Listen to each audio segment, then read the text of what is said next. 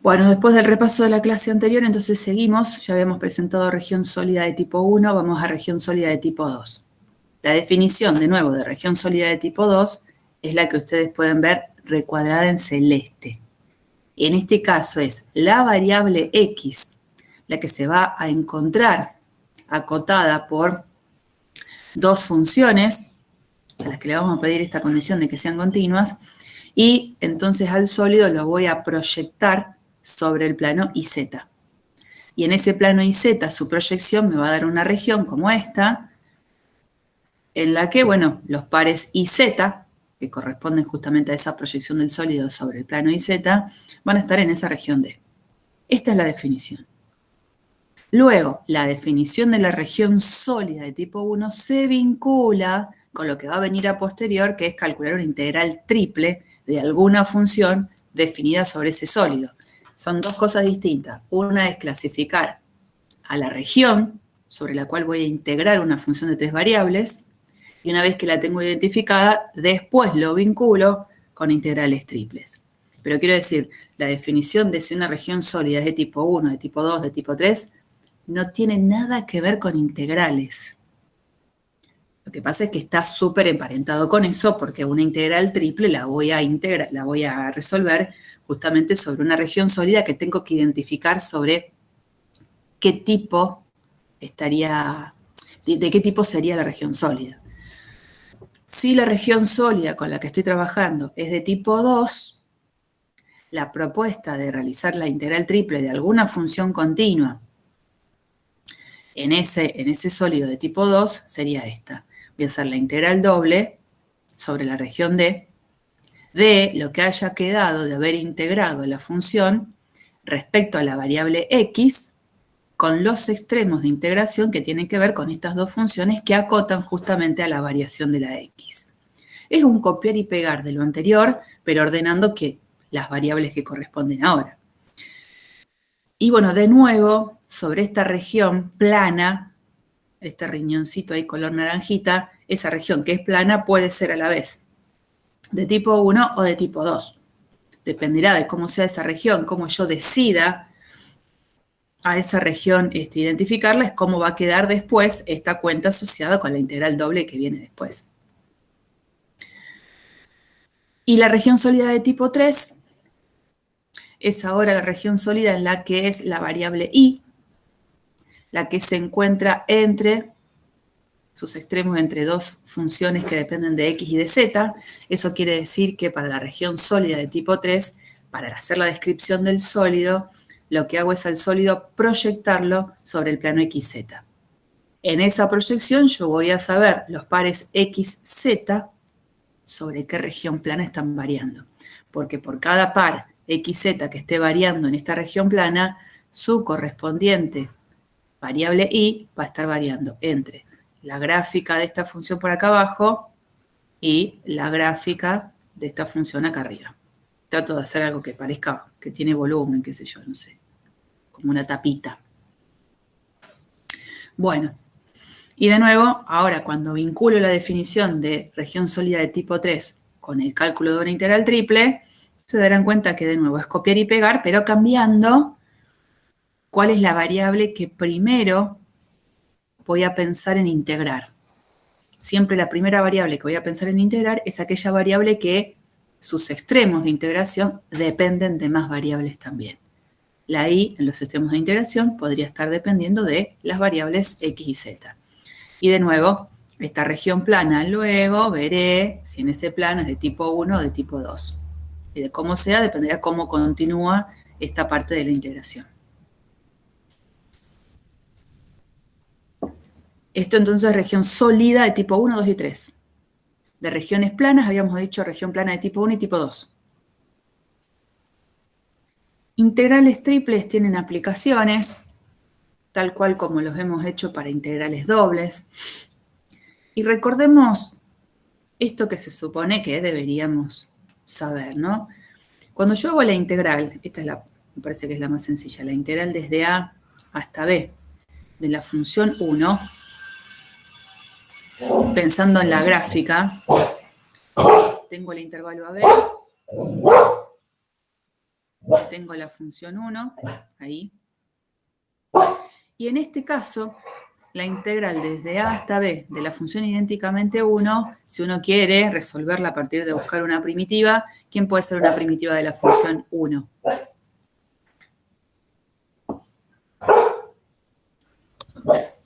X. Claro, X. X. Entonces yo diría, esto es X evaluado entre A y B. Cuando reemplazo la función primitiva en el extremo superior y le resto la función primitiva en el extremo inferior, lo que me queda es B menos A como resultado. Que B menos A sería, en este caso, para la integral, por ejemplo, interpretado como la longitud de este segmento que es en donde está variando justamente la variable de integración. Por eso dice la integral desde a hasta b de la función idénticamente 1, la puedo pensar en una interpretación como la longitud del intervalo AB. De la misma manera ahora cuando pasamos a integrales dobles, cuando hago la integral doble de la función otra vez idénticamente 1, de la región D, esta integral doble lo que me da es el área de la región. Esto era la longitud de la región de integración porque era un intervalo. Esto es el área de la región de integración porque era toda una región plana. Y en este caso, si tengo que hacer la integral triple de la función idénticamente 1, ¿qué les parece que va a representar? Un volumen. Exactamente. Esto representa el volumen de esta región sólida E. Estas son interpretaciones que valen la pena siempre tener presente porque muchas veces en los ejercicios me dicen calculen el volumen de tal sólido. Bueno, esta puede ser una manera de calcular el volumen. El planteo, sin que me lo digan, de una integral triple. Bueno, ahí estaba completo. Y después se extienden todas las definiciones que habíamos visto que yo les compartí en un archivo adicional de masa, centro de masa. Bueno, lo mismo en definición para cuando ahora estoy calculando la masa o un centro de masa de un sólido. La masa, ¿se acuerdan? En una región plana era la integral doble sobre la región plana de la función densidad que iba a depender de dos variables nada más.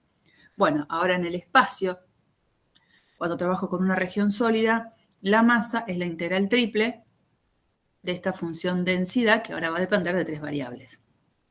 Luego, yo directamente miro siempre esto, el centro de masa, que va a tener ahora tres coordenadas, cada una de estas coordenadas va a tener que ver con hacer un momento, que es en este caso la coordenada X del centro de masa, es la integral triple de la función densidad multiplicada por X y todo eso dividido el valor de la masa. Valor de la masa que previamente la tuve que haber calculado también con una integral triple. La coordenada Y del centro de masa, la integral triple de la función densidad por Y, y todo eso dividido la masa, y bueno, y la coordenada Z del centro de masa, la integral triple de la función densidad por Z, y todo eso dividido el valor de la masa. Acuérdense, cada vez que a mí me pidan siempre calcular las coordenadas del centro de masa, ya sea de una placa como de una región sólida, si bien el centro de masa en una placa plana tiene dos coordenadas y el centro de masa de una región sólida tiene tres coordenadas, siempre hay una integral triple más vinculada con la cantidad de coordenadas del centro de masa. En una región plana, que el centro de masa tiene dos coordenadas, van a estar involucradas dos integrales dobles, más una más que tiene que ver con calcular la masa. Y acá lo mismo en cuanto al sólido.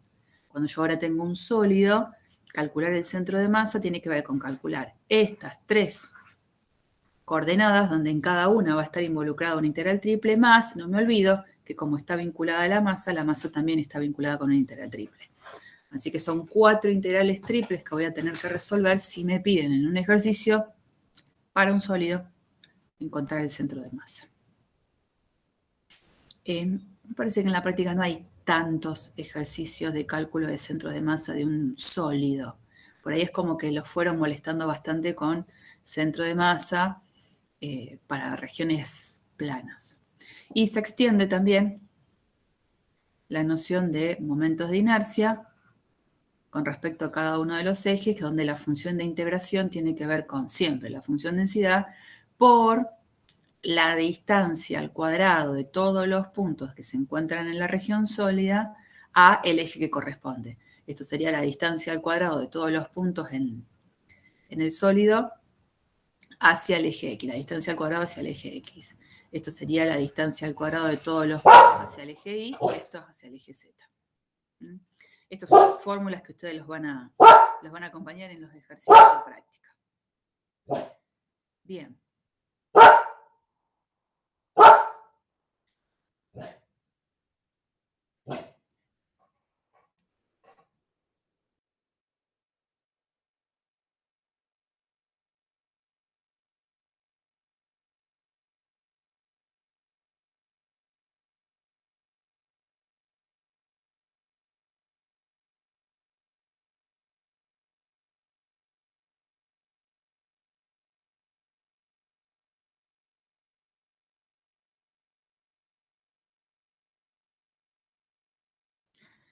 Yo digo, mi perro hoy se levantó, no labrador.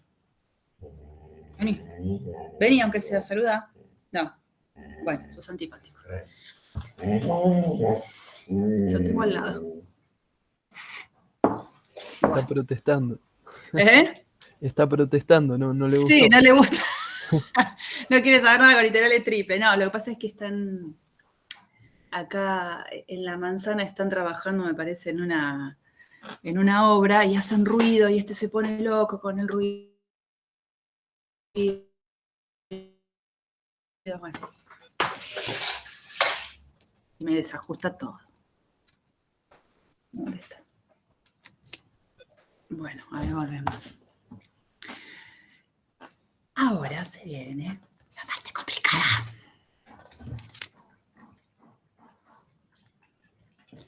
Atenti. Integrales triples en coordenadas cilíndricas y esféricas. Si yo recuerdo lo que dicen integrales dobles, entonces se acuerdan que habíamos visto regiones planas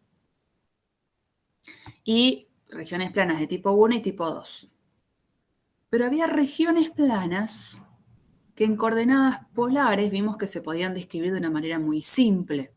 Y aprovechando esa descripción simple en coordenadas polares, lo que dijimos es, no puedo resolver la integral doble que habitualmente viene en coordenadas cartesianas en este cambio de variables a integrales a coordenadas polares. Sí, pudimos. Hubo un teorema que me decía cómo vincularlas. Aparece el jacobiano, que es ese factor de escala que me permite que la igualdad se dé. Y aprendimos a hacer un pasaje a coordenadas polares de una integral doble. Pero para eso tuvimos primero que definir las coordenadas polares y a la vez en el plano identificar de qué manera con coordenadas polares una región se puede describir. Y básicamente trabajamos con aquellas regiones que en coordenadas cartesianas se me complica un poco la descripción y que con coordenadas polares la cosa es mucho más simple. O sea, en ese sentido vamos a trabajar.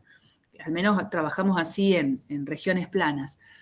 ¿Dónde involucramos a las coordenadas polares? Cuando eran necesarias, no siempre. Es un artilugio que lo uso en la medida que me sirva. Entonces, cuando la región plana era una región que en coordenadas polares era mucho más simple de describir que con coordenadas cartesianas, eso lo usaba a mi favor para luego después calcular una integral doble sobre esa región.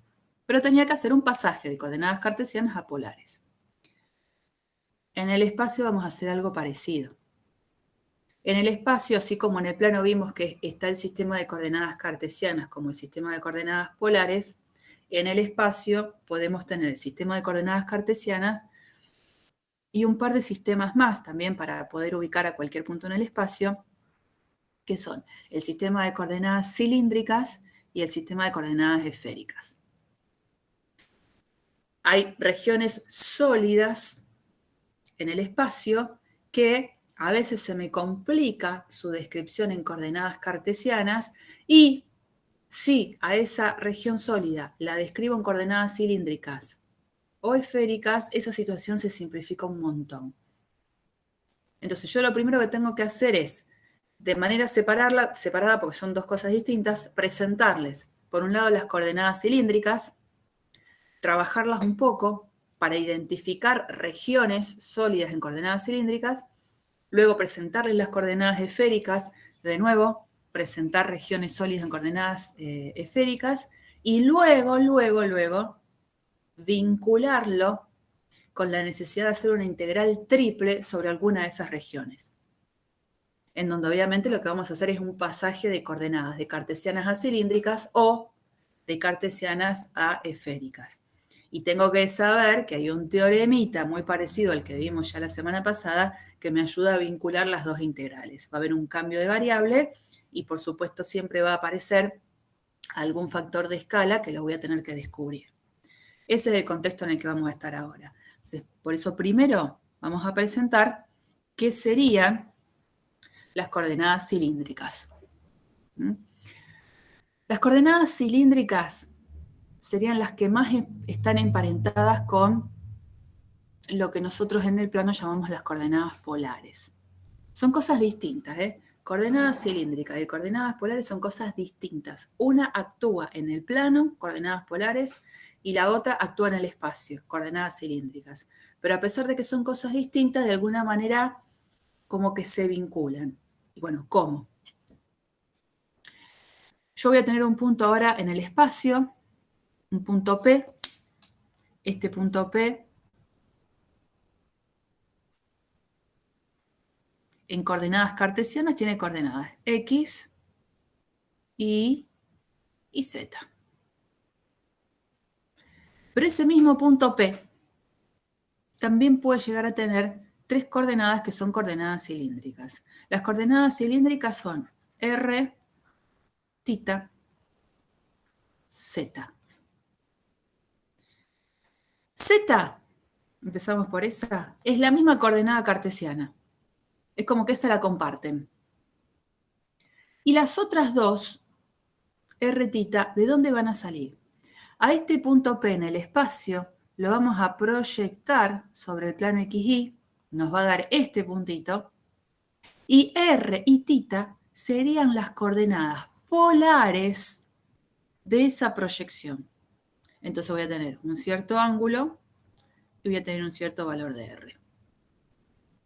¿Está bien? O sea, el punto ahora, para dar coordenadas cilíndricas, lo que voy a hacer es darle la misma coordenada Z en coordenadas cilíndricas que en coordenadas cartesianas. Y las otras dos nuevas coordenadas surgen de proyectar el punto P sobre el plano XY y de esa proyección encontrar el ángulo θ y la distancia R, que tienen que ver justamente con las coordenadas polares, porque ahí estoy dando coordenadas polares de un punto ya proyectado sobre el plano XY.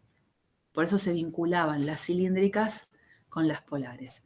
Entonces, R, θ serían las coordenadas polares de la proyección del punto sobre el plano XY y Z es la misma. Esa no cambia para nada. ¿Estamos?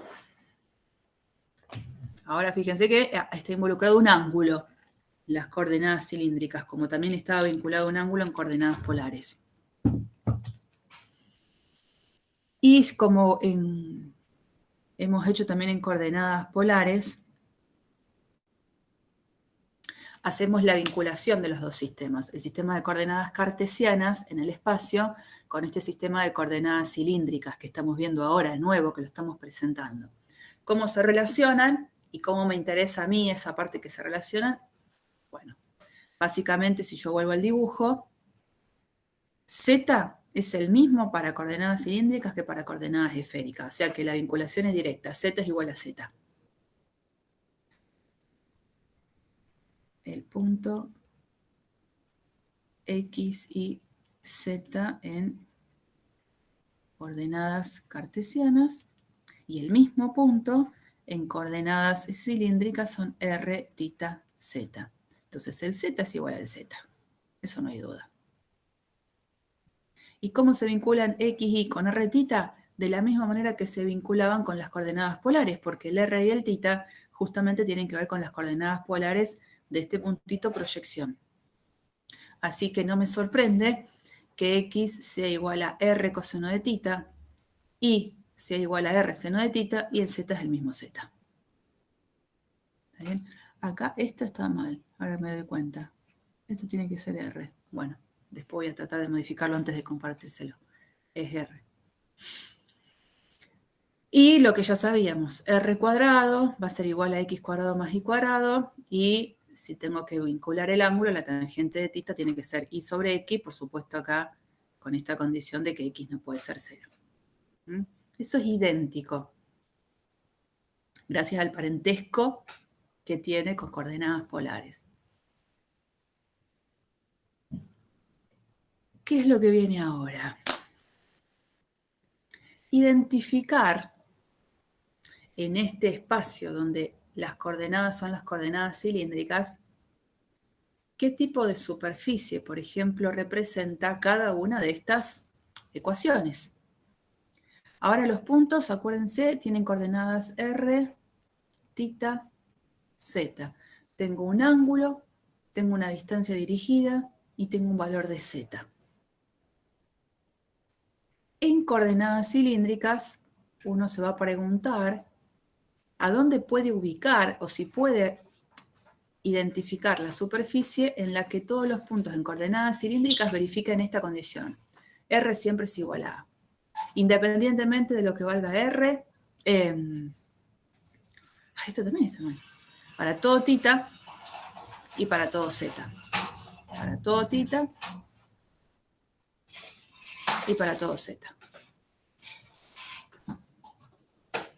¿Qué será eso? O sea, cuando uno representa una superficie en coordenadas cilíndricas, es imposible no hacer el gráfico de los tres ejes coordenados, x y z, aunque estos tres ejes coordenados, ese esqueleto para coordenadas cilíndricas no tenga sentido, porque la x y la y, como ejes cartesianos, no van a estar más, pero de alguna manera uno lo sigue haciendo.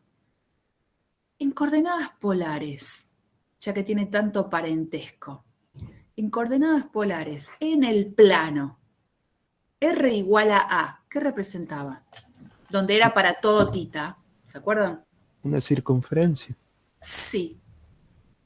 Y ahora digo, si son tan parecidos a coordenadas polares, las coordenadas cilíndricas, en donde en coordenadas cilíndricas le agrego una variable más, que es la z, ¿qué será esa superficie donde ahora mantengo la misma ecuación?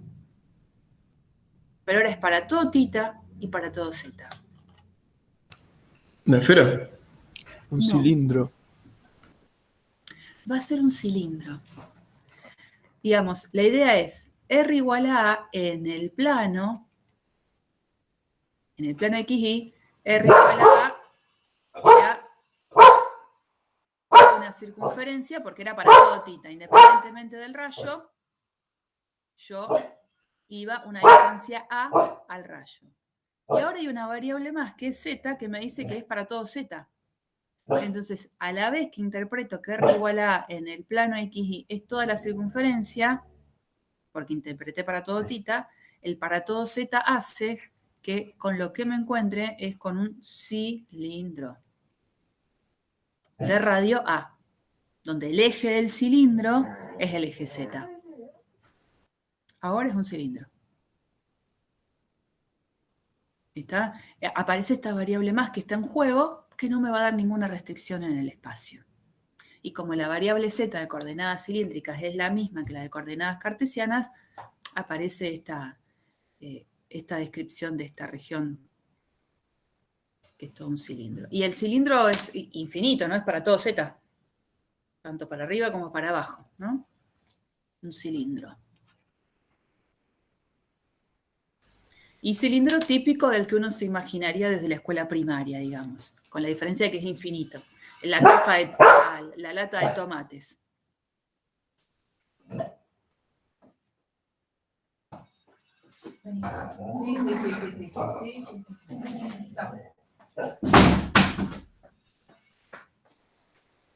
Bueno, vamos a ver si se calla. Tita igual a tita 0.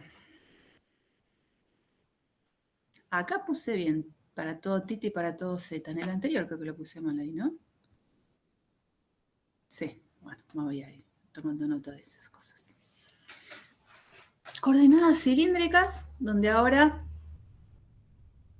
tita se mantiene con un valor constante y donde el r y el z pueden variar todo lo que yo quiera. ¿Una recta en el espacio?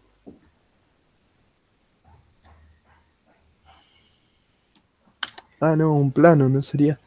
Pero dentro de todo creo yo, entender por dónde viene. Si hubiese sido solo esto, porque estaba en el plano, vos habías visto, y hiciste bien esa interpretación en coordenadas polares, donde solamente tengo r y tita igual a tita 0, sí habíamos identificado una recta que pasaba justamente por el eje, por el polo. Pero ahora está involucrada esta, que a la vez le dice que es para todo z.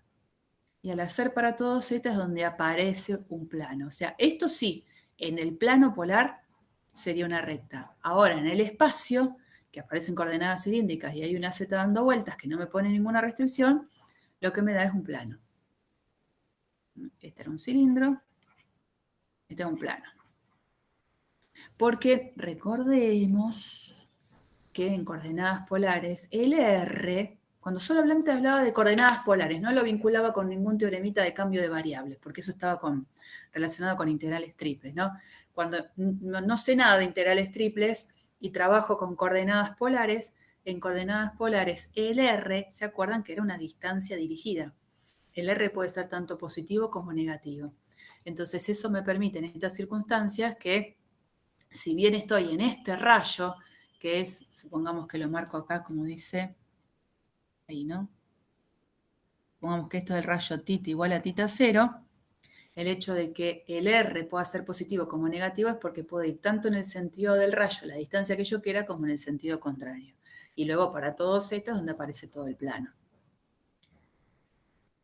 Y ahora pensando en esta situación, Z igual a Z0, pero para cualquier R y para cualquier tita,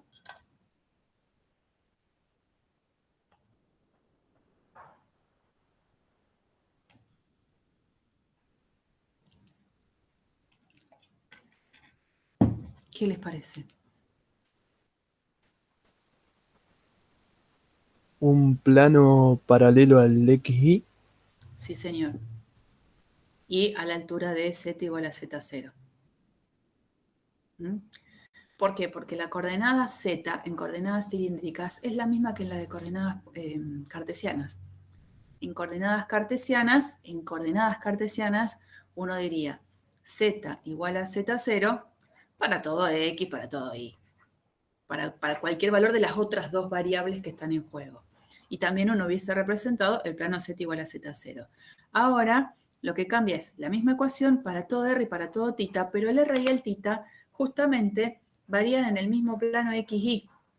Como es para cualquiera, de nuevo ahora tengo un plano, pero sí, como decías vos, paralelo al XY. Z igual a Z0. Bueno, empezamos a identificar algunas ecuaciones en coordenadas cilíndricas. Entonces, por ejemplo,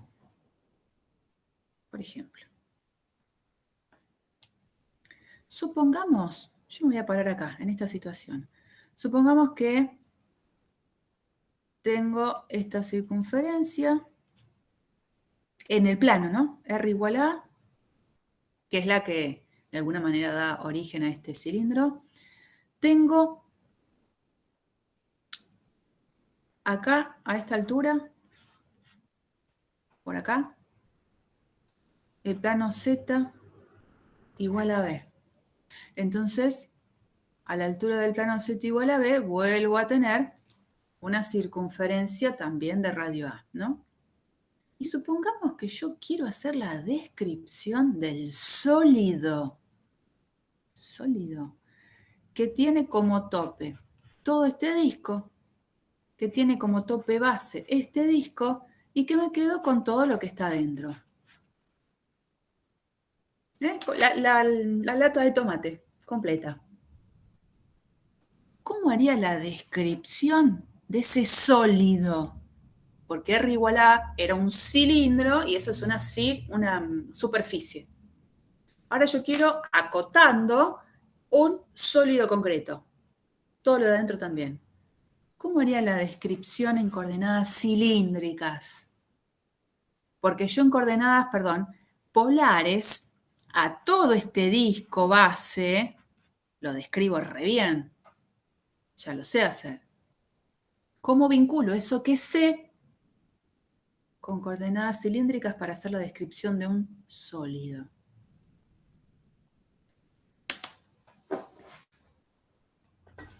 No hay que darle la restricción a Z, ¿Cuál le pondrías? que Z es mayor o igual a 0 y menor o igual que B. Bien, eso es lo primero que uno ve, ¿no? Porque este disco está sobre este plano, que es el plano Z igual 0. Entonces, de este sólido, donde vamos a poner R, tita, Z, una de las condiciones que vemos, vamos a poner condición para R, condición para tita, la condición para Z es esa que decís vos. Z sé que varía entre 0 y B. Fantástico. ¿Y el R y el tita? Quedan iguales. ¿Qué significa iguales? R igual a A y para todo tita. Si es R igual a A, y para todo tita, como decís vos, lo que me queda es la, la frontera de ese cilindro, porque estás de esa manera describiendo solamente una superficie. Lo único que hiciste del cilindro anterior es acotar la Z. Antes era para todo Z y vos lo que hiciste fue particionarlo acá, entre 0 y B.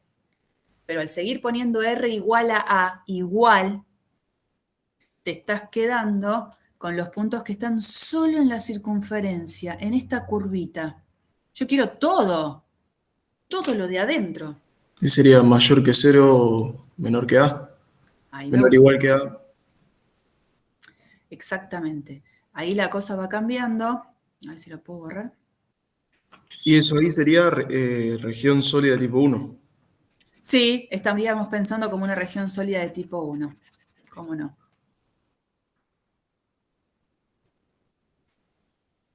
Entonces, R, si le pido que vaya de 0 a A, me estoy de alguna manera asegurando que estoy describiendo todo el disco.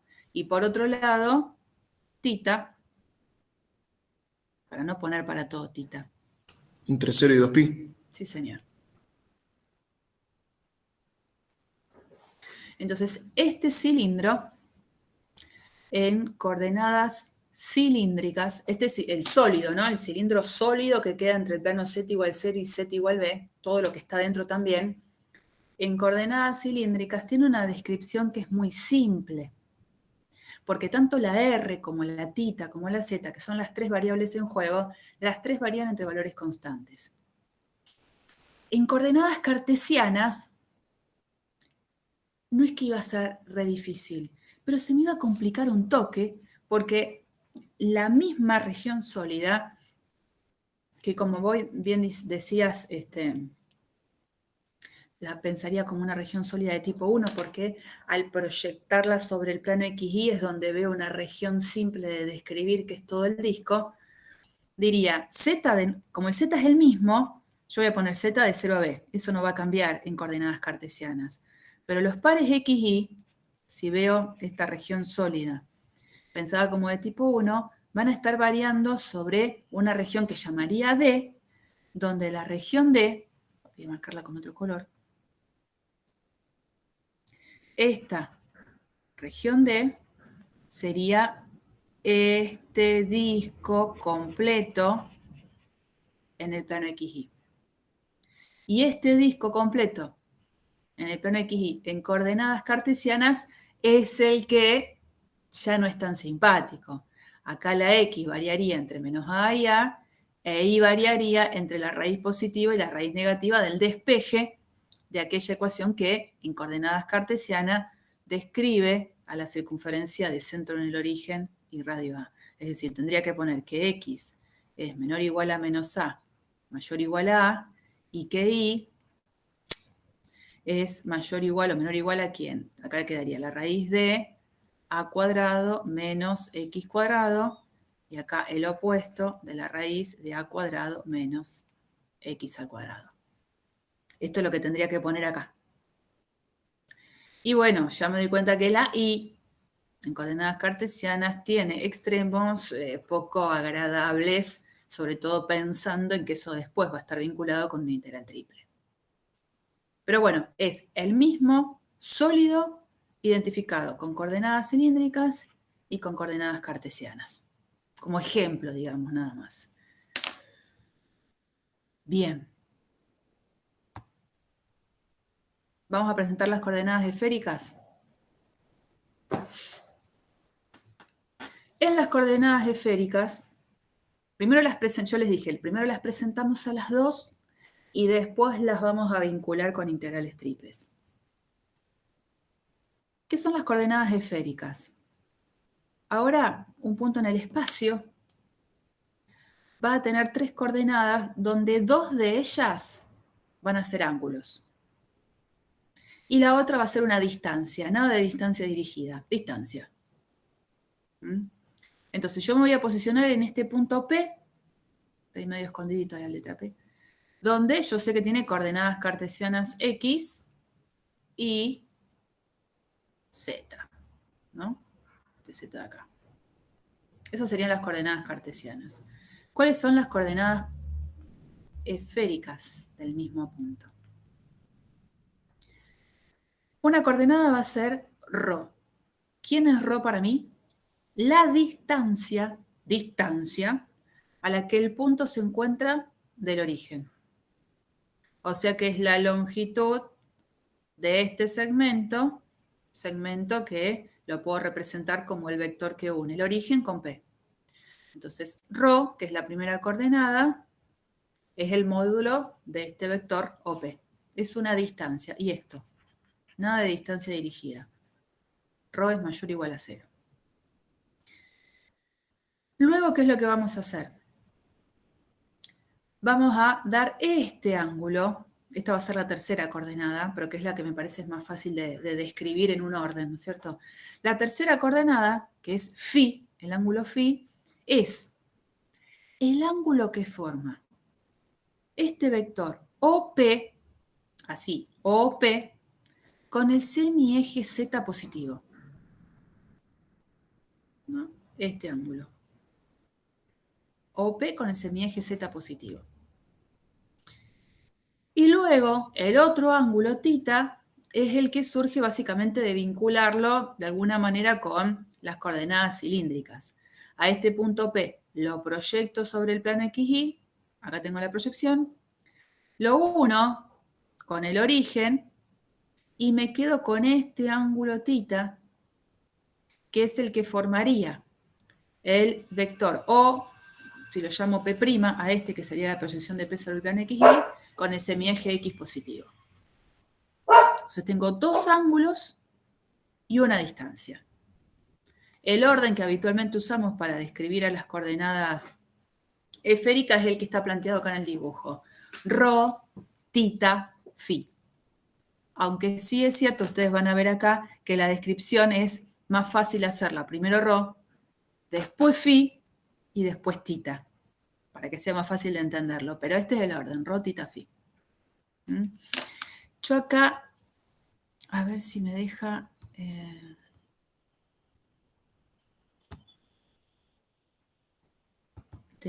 esta es, ya les va a quedar a ustedes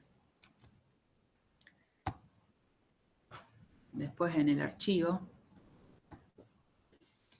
Hay un montón de recursos en internet que no hace falta que uno los haga como super invento, que uno los puede usar, que les permiten ir ubicando puntos en el espacio con coordenadas esféricas.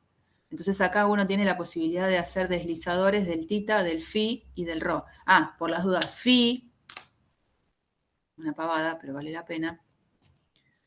Φ se puede escribir así o así. Cualquiera de las dos.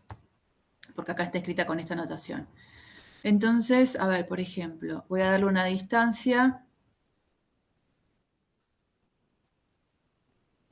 una cierta distancia al punto, la marca en cualquier lado del principio, porque obviamente está pensando en que phi es el ángulo que forma con el semieje z positivo, le está diciendo que es 0, ahora la voy a separar un poco y voy a poner un ángulo, ahí, ¿no?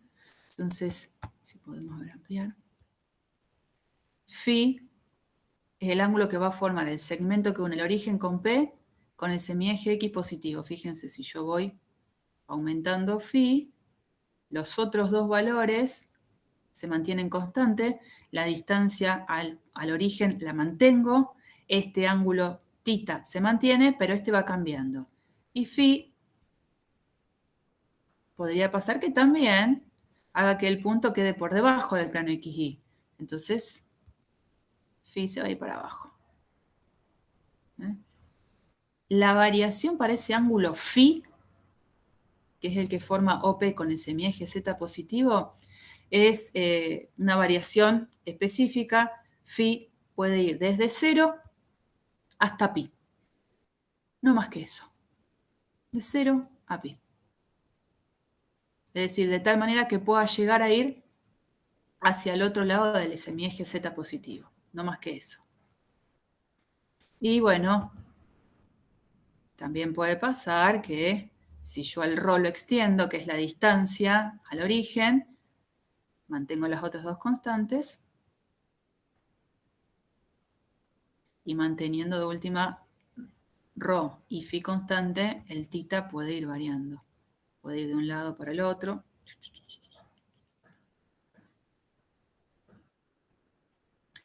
Bueno, está bueno para que lo tengan después, copian y pegan como yo si quieren jugar un poquito con este recurso, para identificar mejor las coordenadas esféricas que son en relación a las cilíndricas las que no son tan simples ahora. Bueno, ahí están presentadas entonces las tres coordenadas. Y ahora hay que hacer de nuevo la vinculación, así como hicimos la vinculación de coordenadas cilíndricas con coordenadas cartesianas, hay que hacer la vinculación de coordenadas esféricas con coordenadas cartesianas. Y la idea es que esa vinculación va a salir de este dibujito. A ver, lo voy a ampliar un poco. Cuando digo vinculación, es porque estoy pensando en cómo escribir Z, Y y X en relación de ρ, de θ y de phi.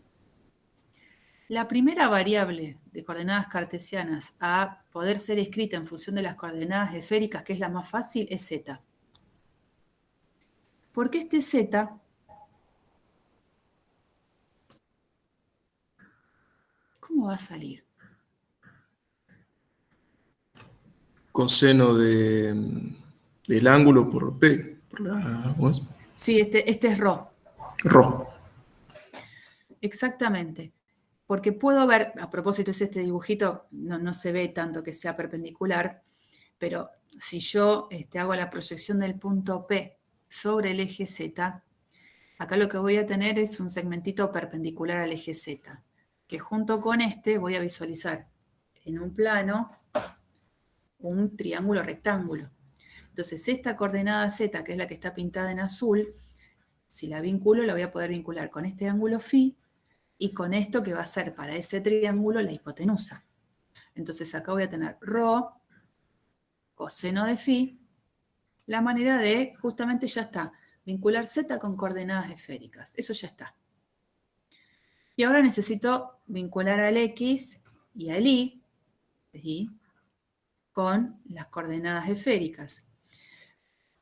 Este segmento de acá, que no está del todo bien dibujado, porque me salió medio inclinadito, este segmento es igual a este.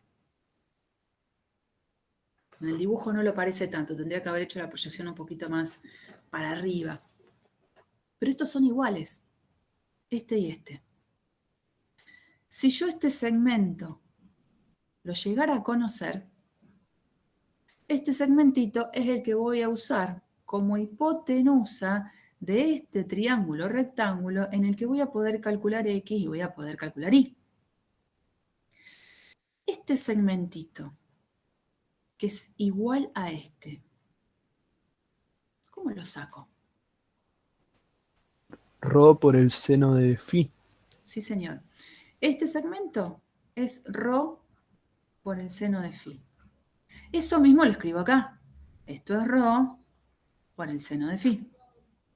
Una vez que conozco que este segmento tiene esa medición, ¿quién va a ser X?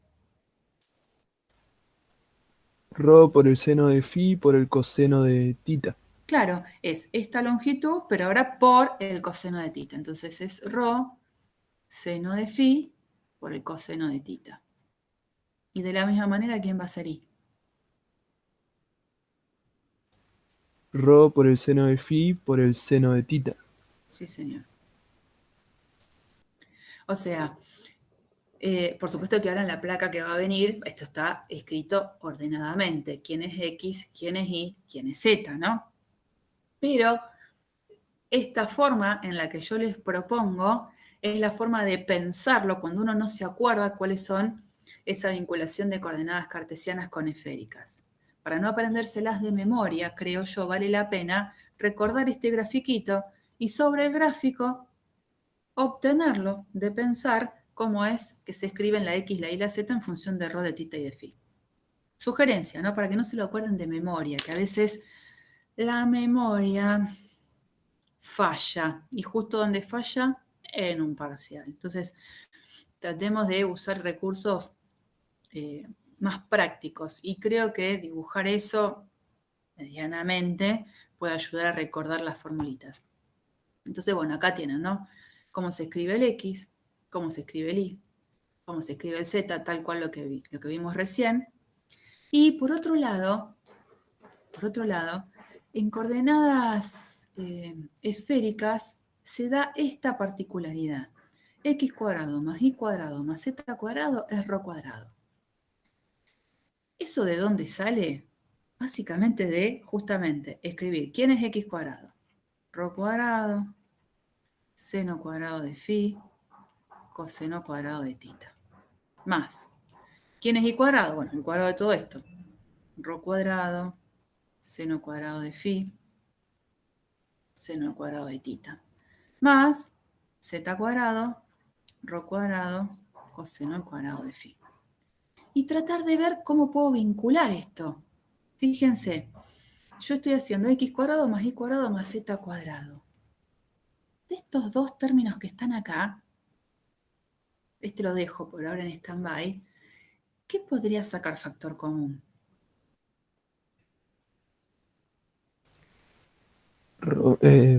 Sí, Rho cuadrado por el seno cuadrado de phi. Sí, señor. ¿Y qué nos quedaría dentro de este paréntesis? Y adentro nos queda coseno cuadrado de tita más seno cuadrado de tita, que es 1. Sí, señor. Esto lo copio igual, ¿no? Rho cuadrado. Esto es 1, como decís vos.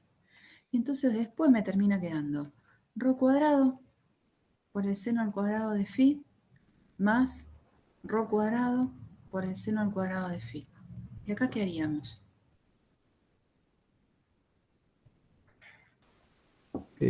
Casi lo mismo, factor común Rho cuadrado, Ujú. y nos queda por 1.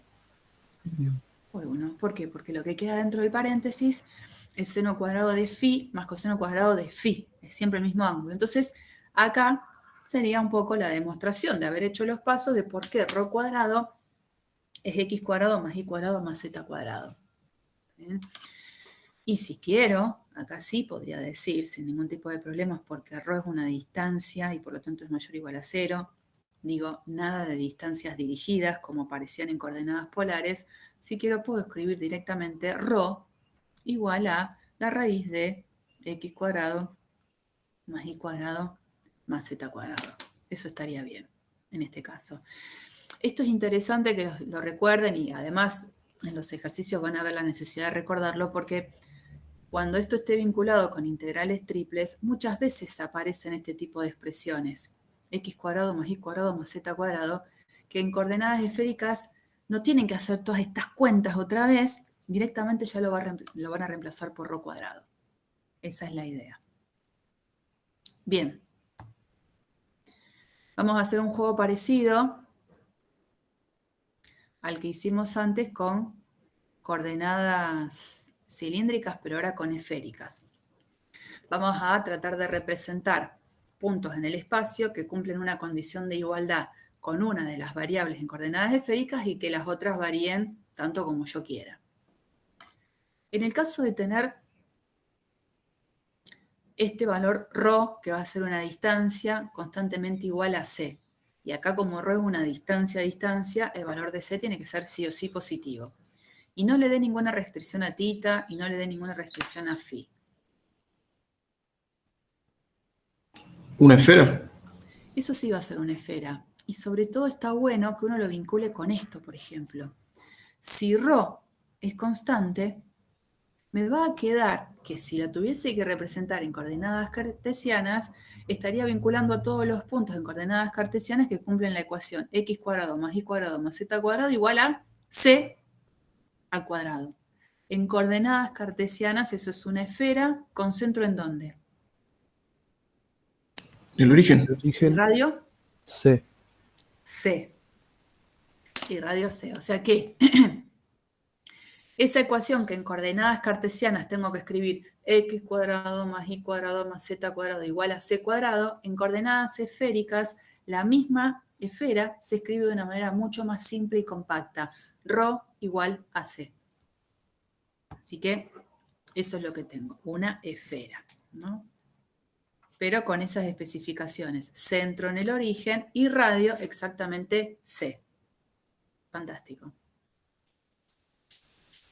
¿Qué pasa con el siguiente? Θ, el ángulo θ, este que variaba sobre el plano XY, es siempre un valor fijo. El resto varía. ¿Un plano? ¿No sería? Casi. Mm, Esta ecuación, θ igual a constante en coordenadas cilíndricas, sí era todo un plano, porque el valor del R podía ser tanto positivo como negativo en coordenadas polares. En cambio acá, el ρ tiene que ser estrictamente positivo y el φ cualquiera es un φ que varía entre 0 y π. Entonces, en ese caso lo que tengo es un semiplano. Desde el eje Z hacia donde apunte justamente el rayo θ igual a C. Esto es un semiplano. Antes sí era todo el plano completo porque el valor del R podía ser positivo y negativo y yo podía ir en el sentido del rayo como en el sentido contrario del rayo. Ahora no. Así que en este caso lo que tengo es un semiplano. Y acá, el ángulo que se forma con el semieje Z positivo, es siempre constante. Este ángulo es siempre constante. Pero no me importa el valor de θ, no me importa el valor de ρ.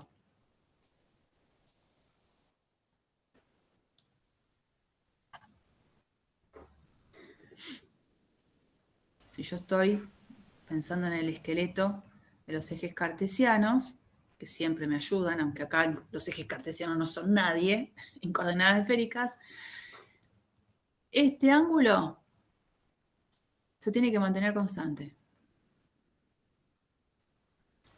un plano en el espacio. No.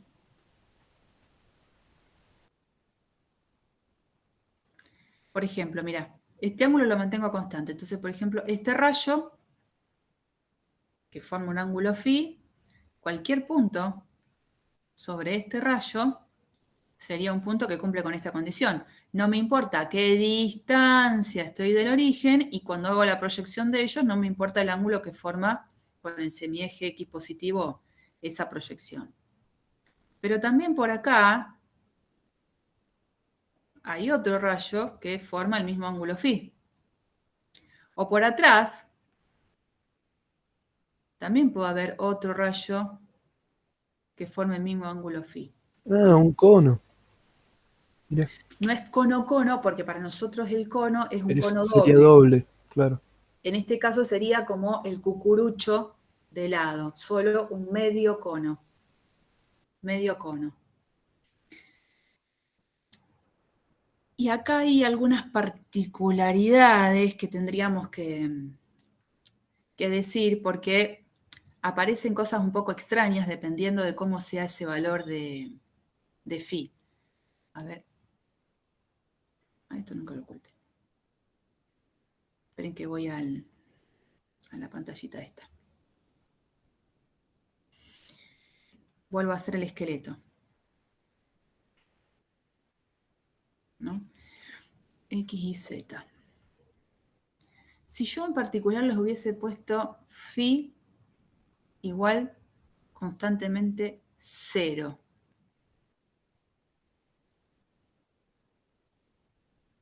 ¿Qué hubiese quedado? Hubiese quedado un cono.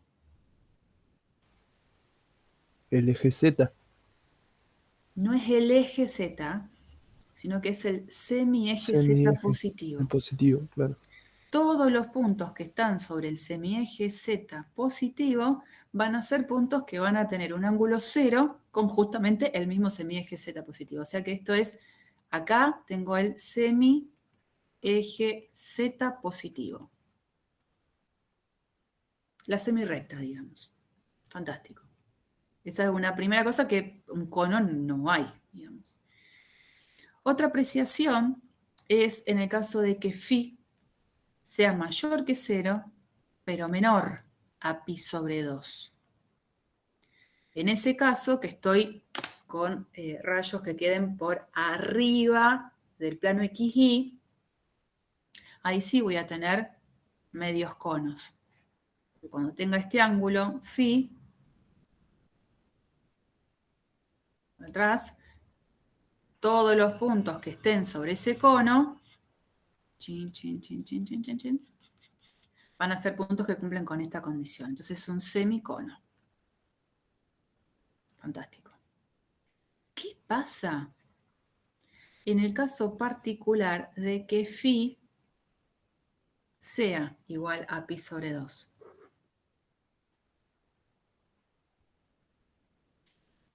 Y que no me importe el valor de ρ y que no me importe el valor de tita.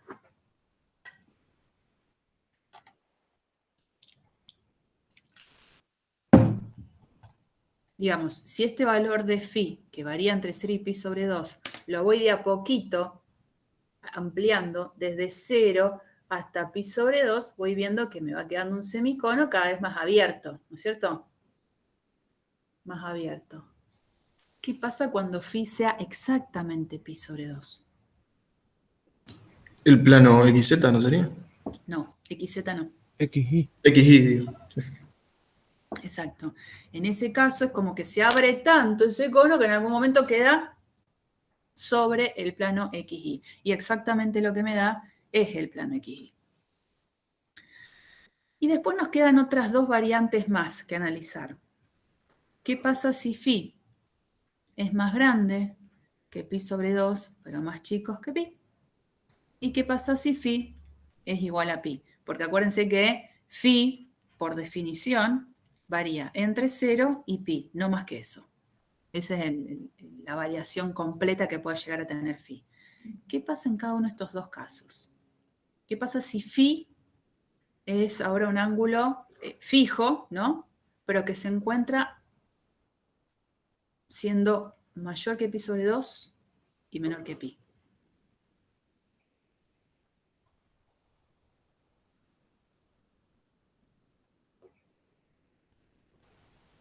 El semicono, pero de abajo.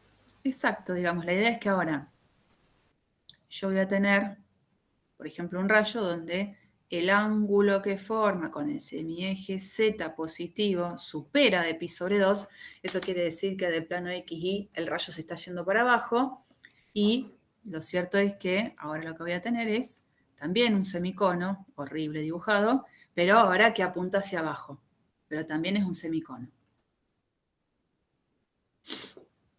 Y cuando phi sea exactamente pi,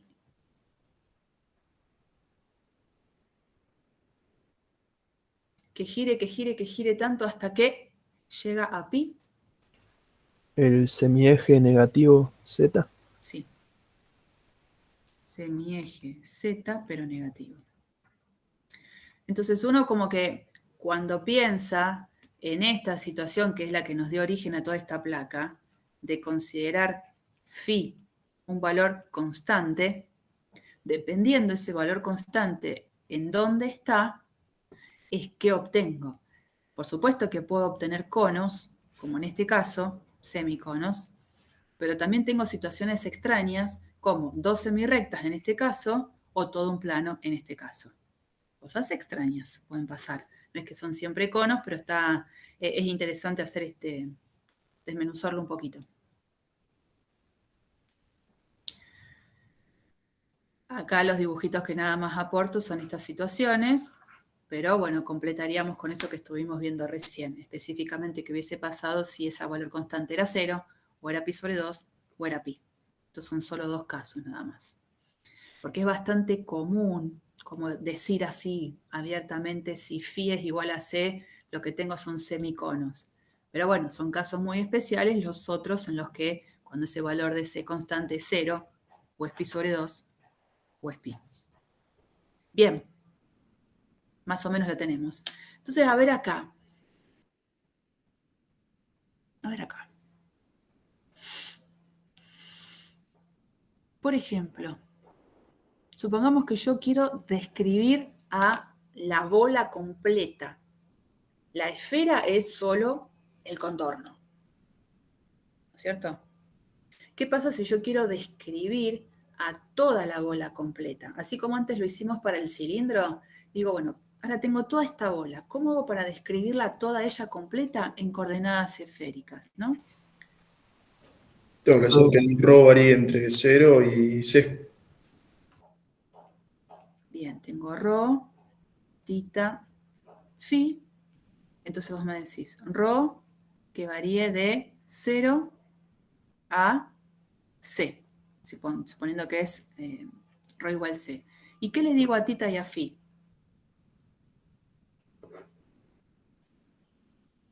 Entre 0 y 2pi y 0 y 2pi.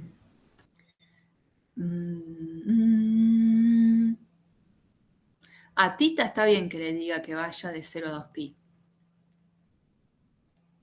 Pero a phi no, porque phi no va en ese rango de variaciones.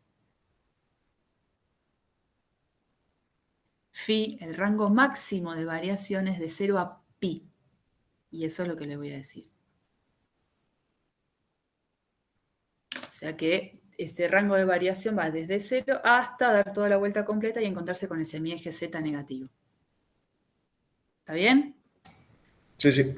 Entiendo que uno dice, bueno, tita y phi pueden ser cualquiera, bueno, pero bueno, se le ponen estas acotaciones para que yo después esto lo vincule con la posibilidad de trabajarlo con una integral triple. La misma bola en coordenadas cartesianas estaba complicada. Porque en coordenadas cartesianas, por ejemplo, si la pensara esta región sólida como una región sólida de tipo 1, digo, al sólido lo proyecto sobre el plano XY. En esa proyección del sólido sobre el plano XY, me voy a encontrar con este disco plano. Entonces, la misma bola, pero en coordenadas cartesianas, X y Z, digo, Z es la que va a estar variando entre dos funciones que puedan depender de X y de Y. Y los pares X y Y van a estar dentro de este disco plano. ¿Entre qué dos funciones estaría Z? En coordenadas cartesianas, la esfera, que es solo la frontera de toda esta bola, acuérdense que se describía así, x² más y² más z cuadrado igual a c al cuadrado. Sería entre el menos la raíz y la raíz positiva ¿De quién? de x. De menos sería de c cuadrado menos x cuadrado menos y cuadrado. Y en este caso, bien, la raíz positiva de lo mismo, c cuadrado menos x cuadrado menos y cuadrado. Y a la vez, los pares XY que van a estar proyectados sobre el plano XY tendría que estar haciendo la descripción del disco en coordenadas XY. O sea que el disco, voy a borrar eso que había puesto ahí, este disco, sé cómo se describe, no me va a gustar ni medio, pero bueno, lo sé hacer. Bueno, se quería borrar. ¿Cómo quedaría? X entre menos c y c, y después y la raíz de... Sería la menos raíz de c cuadrado menos x cuadrado. Y la raíz positiva de eso.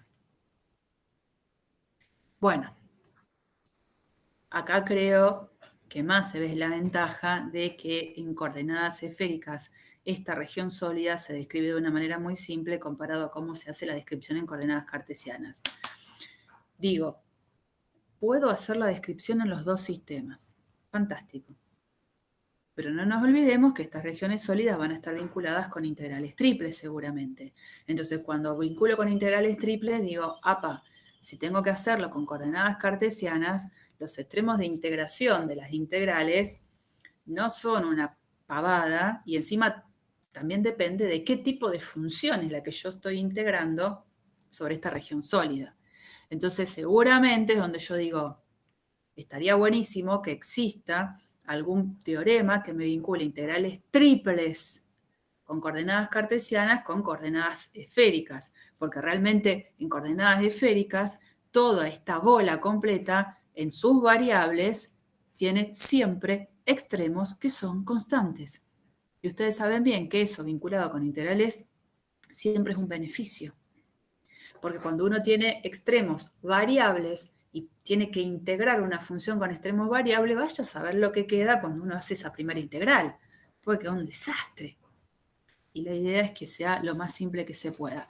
Así que bueno, viendo un poco este beneficio de cómo hacer la descripción, es donde uno dice, la verdad es que sí, hay veces que, a pesar de que diga, tengo que usar coordenadas esféricas, puede ser un beneficio para mí en lo posterior. Bueno, esto, ¿no? Cómo integrar en coordenadas cilíndricas y esféricas, porque va a haber situaciones en las que coordenadas cilíndricas y esféricas sean un beneficio a la hora de describir todo un sólido.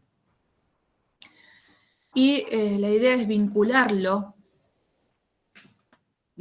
con el teoremita que ya habíamos visto para funciones de dos variables. En funciones de dos variables teníamos una región plana a partir de una transformación que se convertía en otra región plana. Y con esa transformación es donde después vinculábamos con el teorema. Ahora es una transformación también que toma puntos de un sólido y lo transforma en otro sólido. Antes era una región plana, la transformaba en una región plana, ahora es un sólido que lo transforma en un sólido. Y como es sólido a sólido, aparecen más variables en juego.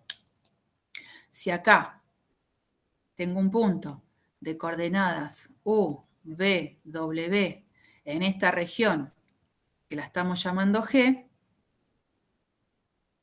va a haber una transformación, que es una función que acá la está llamando F mayúscula, que a cada terna le va a asignar una terna X y Z. Esta terna, las coordenadas de cada una de esta terna, por supuesto que van a depender de quiénes hayan sido U, V y W. Por eso es que ustedes van a ver que la X es una función de U, V y W, función que acá se le está llamando G. Z es una función, y es una función de v y w, función que acá se la está llamando h, y z va a salir de hacer algo, alguna función entre v y w, función a la que se la está llamando acá. Entonces, evaluar la función, transformación, en esos puntos me devuelve una función h de v y w. Una vez que tenemos esa transformación, aparece este teorema tal cual, que es un copiar y pegar del que habíamos visto antes, donde el teorema dice lo siguiente. Si yo tengo una función definida sobre una región sólida que la llamo D, a partir de un cambio de variables, puedo vincularla con la integral triple sobre la región descripta como G, donde a la X, a la Y y a la Z las voy a escribir en función de esas nuevas variables, V y W. Hacer F en todo eso me devuelve, como escribimos recién, F en todo eso me devuelve en definitiva una función que depende de U, de V y W. Bueno, una manera compacta de escribirlo. Me devuelve esa función y aparece este factor de escala que es el jacobiano. ¿Quién es el jacobiano? El valor absoluto, como siempre, del determinante de la matriz jacobiana. Y ahora la matriz jacobiana va a ser una matriz 3×3. Antes la matriz jacobiana era solo esto, porque la X dependía de dos variables de U y de B, la Y dependía de dos variables de U y de B. Entonces por renglón de cada una de ellas íbamos calculando las derivadas parciales. Bueno, ahora esta matriz jacobiana se convierte en una matriz 3×3 porque tengo tres variables en juego donde las tres varían en función de U, de B y W. Entonces, el primer renglón de la matriz jacobiana es las diferentes derivadas parciales de X con respecto a U, con respecto a B, con respecto a W. El segundo renglón es lo mismo pero con Y, y el tercer renglón con Z. Lo que quede como determinante de esa matriz, le calculo el valor absoluto y eso es lo que va a participar acá al convertir de un cierto sistema de coordenadas a otro. Esto es genérico, está hecho de manera general. Lo que vamos a hacer es escribirlo, llevarlo al terreno de pensar en esta descripción en coordenadas cilíndricas y esféricas. Por ejemplo, ¿no? La transformación en coordenadas cilíndricas, si la transformación hubiese sido esta, a todo este paralelepípedo recto donde la X, donde la R, la θ y la Z varían entre valores constantes, en coordenadas cartesianas lo tendríamos que estar representando con esta que se llamaría cuña cilíndrica, ¿no? En este caso, Z varía entre este valor constante, en ese plano, y este otro de acá. Los valores de θ varían entre este rayo y este rayo. Y a la vez le pido que los valores de R vayan desde un cierto A hasta un cierto B. Un cierto A, un cierto B. Este sólido, en coordenadas cartesianas, sería un tanto difícil de describir. Pero si este sólido lo describo en coordenadas cilíndricas, me permite describirlo entre ρ, θ y z, variaciones constantes. Eso es lo que quiero aprovechar.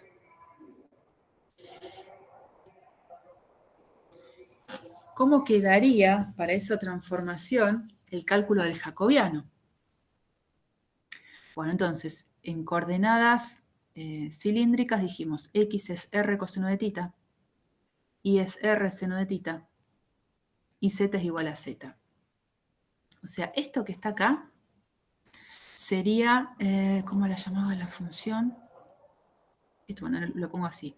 Esto es x de r θ z. Esto es, de acá arriba, es la y que depende de r, de θ y de z. Y esta sería la z que depende de r, de tita y de z. Aunque en sus expresiones no siempre estén las tres variables involucradas. Una vez que identifico quiénes son esas tres funciones, el jacobiano para esta transformación lo escribo como corresponde. Hay tres variables en juego, la x, la y y la z, y de cada una de ellas voy a calcular las tres derivadas parciales posibles. Entonces la primera línea es la derivada, tomo la función x y la voy derivando parcialmente con respecto a r, con respecto a tita, con respecto a z. La segunda línea, lo mismo pero con la variable y la tercera, lo mismo pero con la variable z. Hay una particularidad que decía recién, que no siempre están las tres coordenadas cilíndricas involucradas al escribir el x, el y y el z en función de las coordenadas cilíndricas. Y a pesar de eso yo lo tomo como un beneficio, porque cuando tenga que calcular las derivadas parciales, varias derivadas parciales van a ser cero gracias a eso. Entonces, por ejemplo, la derivada de x respecto a r. Vengo a x. X es r coseno de tita. Cuando derivo parcialmente esto respecto a r, me queda solo coseno de tita. Cuando tengo que derivar x respecto a tita, me va a quedar r constante por la derivada del coseno, que es menos seno. Acá está. Y cuando tenga que hacer la derivada de x respecto a z, como no depende de z, la derivada va a ser 0. Bueno, lo mismo para el segundo renglón, solo que ahora tomo la variable y.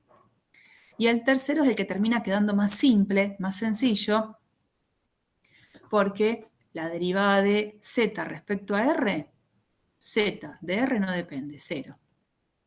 La derivada de z respecto a tita, z de tita no depende, 0. Y como z es z, la derivada de z respecto a z es 1. Esta matriz 3×3 tiene varios ceros dando vueltas y tengo que resolver el determinante. ¿Alguien se acuerda cómo se calculaba el determinante de la matriz 3×3? Paso los dos primeros renglones abajo y ahí multiplico cruzado y resto. Bueno, exactamente. Esto está vinculado con reconocer lo que uno hacía en álgebra y geometría cuando calculaba determinantes de matrices. Siempre hasta 3×3 era un esquema relativamente simple. Ya para matrices de orden 4, cuadradas de orden 4, ya no había un esquema simple. Había que usar la definición o aplicar alguna propiedad que me acelere las cuentas.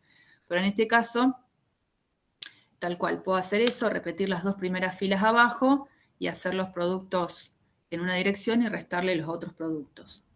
Conclusión de la historia, R. Y acá sí, cuando ya estamos pensando en esta vinculación con pasaje de coordenadas para hacer un integral triple, el R, como lo hicimos para coordenadas polares, lo vamos a considerar siempre positivo. Ahí sí vamos a considerarlo siempre positivo. En esta transformación, el R siempre va a ser mayor o igual a 0. No nos vamos a meter con valores de R negativos. Entonces, cuando le calculo el valor absoluto a R, cuando lo ponga en la integral triple, el valor absoluto de R va a coincidir con R, porque el R va a ser siempre mayor o igual a 0. Así que ese es el jacobiano que queda para cuando voy a hacer una integral triple en coordenadas cilíndricas, cuando hago ese pasaje de coordenadas. El jacobiano es el mismo al jacobiano cuando lo hacía con integrales dobles, R. Y vamos a ver un ejercicio, y lo de integrales triples lo vamos a dejar para la próxima semana, porque si no se me van a marear más de lo que están mareados algunos. Miren este ejercicio, a ver, voy a aumentar un poquito. A ver, estamos por acá. Bueno. Un sólido E se encuentra dentro de un cilindro que es x² más y² igual a 1, que sería todo este gran cilindro de acá, de radio 1. A ver si lo puedo poner para que se vea todo esto. Entonces, dentro del cilindro, por debajo del plano z igual 4, y por encima del paraboloide z igual a 1 menos x cuadrado menos y cuadrado. La figura 8 es esta figura 8 que está acá, que es de la captura. La densidad en cualquier punto es proporcional a la distancia del eje del cilindro. Encuentre la masa. Ejemplo completo si los hay, en donde uno tiene que interpretar qué significa eso de la proporcionalidad, donde tiene que hacerse un dibujo lo más parecido a la situación que me plantea y después de eso ver si el pasaje a coordenada cilíndrica es un beneficio. Un ejemplo como esto podría ser un ejemplo de parcial, se me ocurre. Podría hacerlo.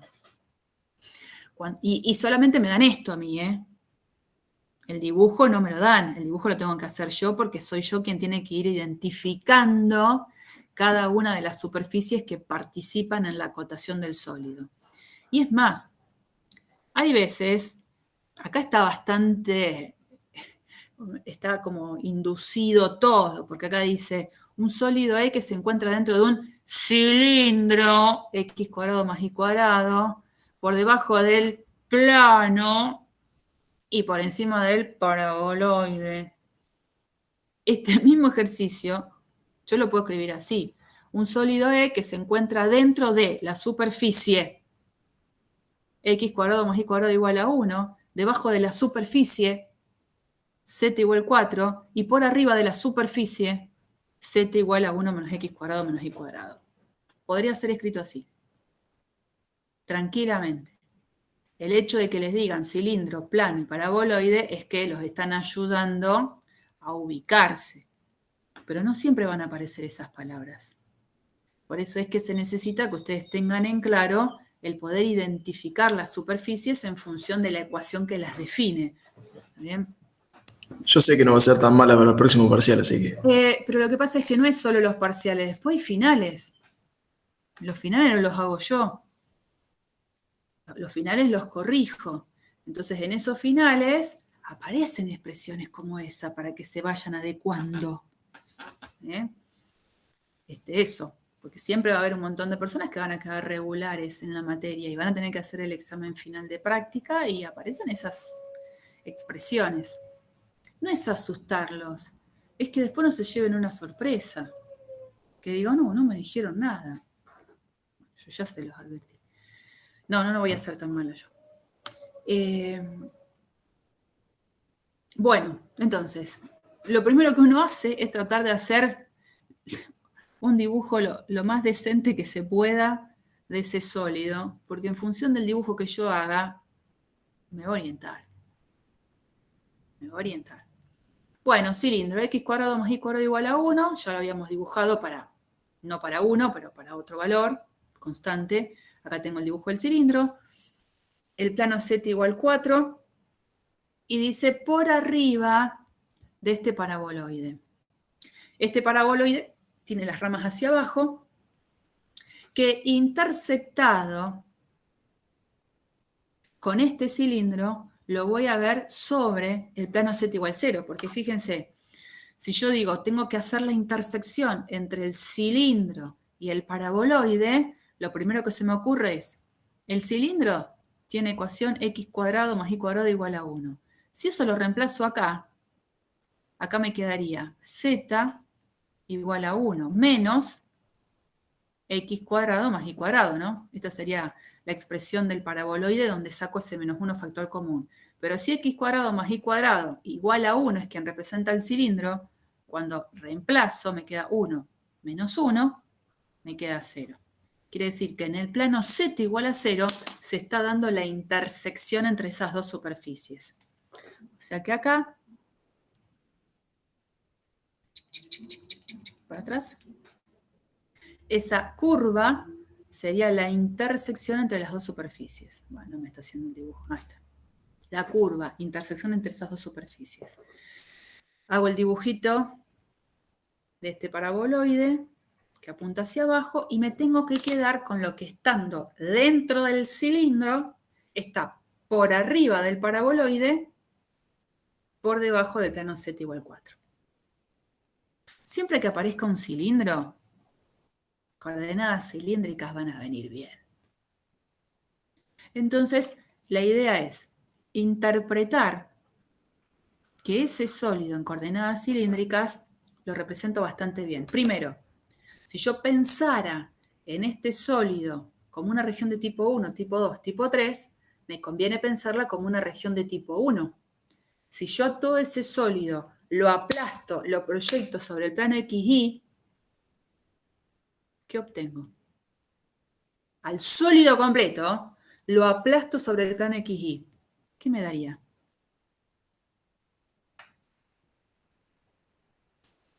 Una circunferencia, pero llena adentro, digamos. Bien, es un disco. Un disco, claro. Acordate la palabra disco. Circunferencia es solo la curva. El disco es todo lo de adentro. Lo mismo que con esfera. Esfera es solo el contorno, la bola es todo lo de adentro. Acuérdense de eso. Bueno, entonces la proyección sí sería todo el disco. Entonces está bueno, digo, a ver, si a ese sólido lo pienso como una región de tipo 1, tendría que identificar Z entre qué dos funciones está y después me preocupo por describir el disco, en ese caso sobre el plano XY. Z, ¿entre qué dos funciones va?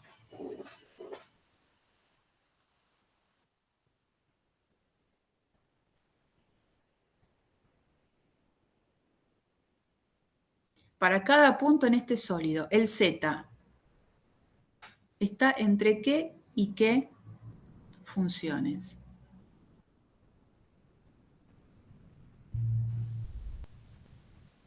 Entre el paraboloide, que es 1 menos r al cuadrado, y 4. Bueno, Sería el plano. claro, esta superficie, en realidad la ecuación que la representa es 1 menos x cuadrado menos y cuadrado.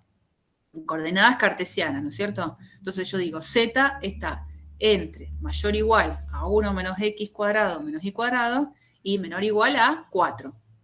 Lo que pasa es que acá se está haciendo toda la descripción completa. Ya estamos pensando en que vamos a hacer la descripción completa en coordenadas cilíndricas.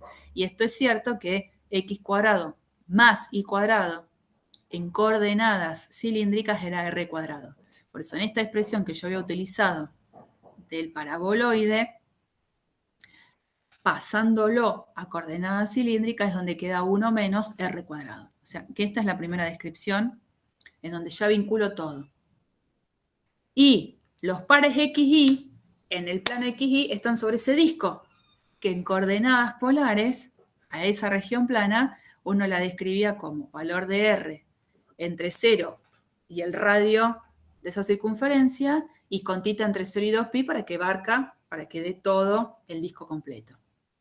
Así que este sólido, en coordenadas cilíndricas, lo tengo así descrito, donde la tita y r varían entre valores constantes, que eso está bueno, y z casi.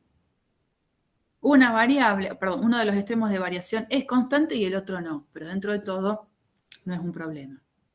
La otra parte que tiene este ejercicio es la identificación de la función densidad. Dice, y esto va a aparecer un montón de veces en la práctica, la densidad, dice, en cualquier punto es proporcional a la distancia del eje del cilindro.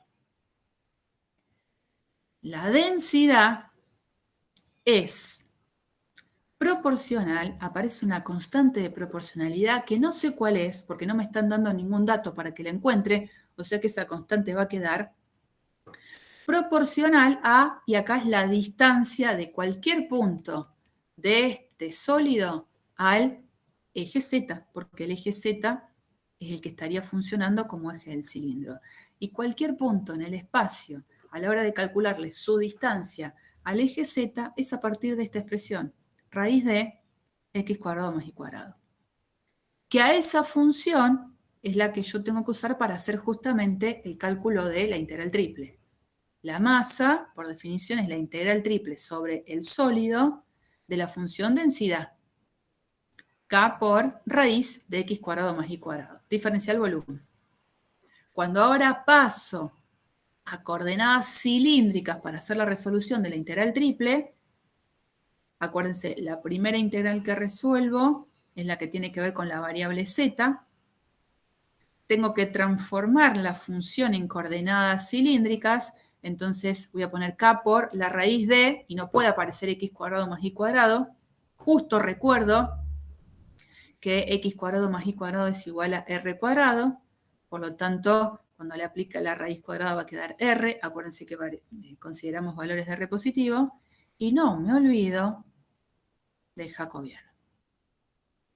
Entonces, esto que está acá es haber escrito la función en coordenadas cilíndricas. Y esto que está acá es el jacobiano. A partir de ahí, no es mi problema, digamos, no es problema de análisis 2. Tengo que resolver. Voy integrando, voy integrando, voy integrando. Resultado final, obviamente, como no conozco quién es K, va a quedar escrito en función de esa constante de proporcionalidad. Digamos, obviamente que no es una pavada esto. Necesito involucrarme con el estudio de integrales triples. Si hay alguien que ni siquiera empezó la práctica 5, le estoy hablando en un idioma desconocido totalmente, chino mandarín, lo entiendo.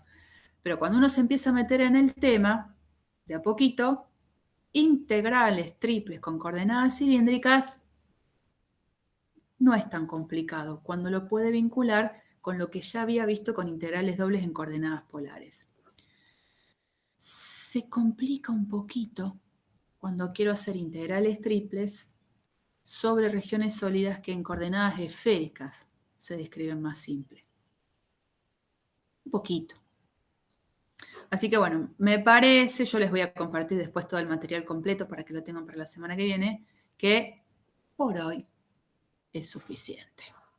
Aprendimos las coordenadas cilíndricas, las esféricas, y al menos empezamos a hacer integrales triples del pasaje de coordenadas cartesianas a cilíndricas. Así que la semana que viene nos queda el pasaje a coordenadas esféricas. No los voy a torturar mucho más. ¿Cuántos quedamos? Claro, quedamos 9.